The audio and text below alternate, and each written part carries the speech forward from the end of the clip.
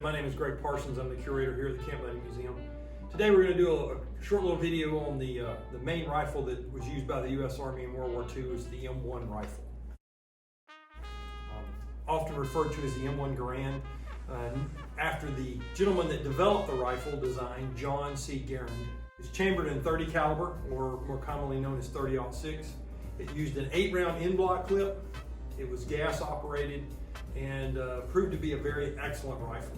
Referred to by General Patton as the greatest battle implement ever devised. The United States Army was the first country, we were the first military to go to a semi-automatic main battle rifle. And it was highly touted and today is a collector's item.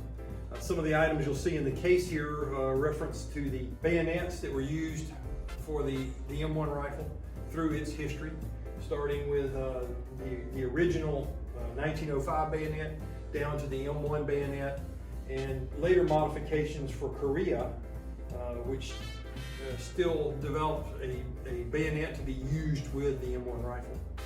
In here you'll also see the grenade launcher adapter that was developed for the M1 rifle so that you could launch rifle grenades from the rifle, as well as an example of the 8-round in-block clip. When John Garand originally developed the rifle, his original design was chambered in .276.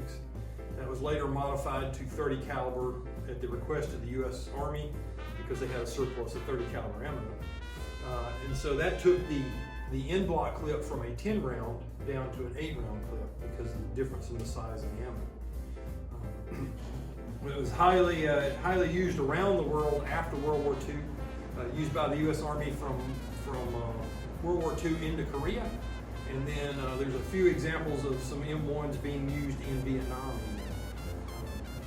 We've sold these around the world. A lot of countries have used them post World War II, and like I said, today it proves to be a very good collector's item. So in World War II, there were two main manufacturers of the M1 rifle. It was Springfield Armory and Winchester Firearms. Between the two, they manufactured just under 4 million M1s in World War II, and then after World War II, they continued to manufacture more. They actually stopped making them again during Korea. And then it gets a little expanded. So Springfield makes a few.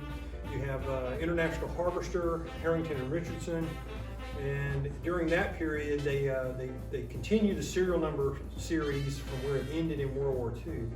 Continue it on, and they manufactured just short of 6 million M1s as far as serial numbers go, from just under 4 million number up to just under 6 million during the Korean conflict, well actually through the end of into the late 1950s.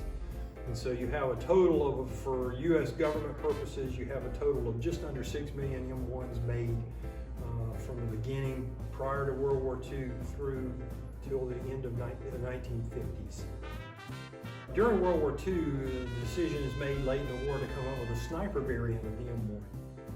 There were two different models that were looked at. It was the M1C or Charlie model and the M1D Delta model. The Army decides in World War II to predominantly go with the C model. The mount for the scope was actually permanently or attached to the side of the receiver, and it worked pretty well, but actually John Garand's idea on this ends up being what they call the M1D or Delta model.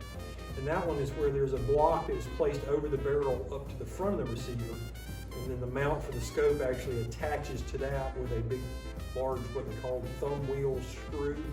And that one actually ends up being used mostly for Korea, and some are used early days of Vietnam as a sniper rifle. And both were pretty effective and had a pretty good range to them.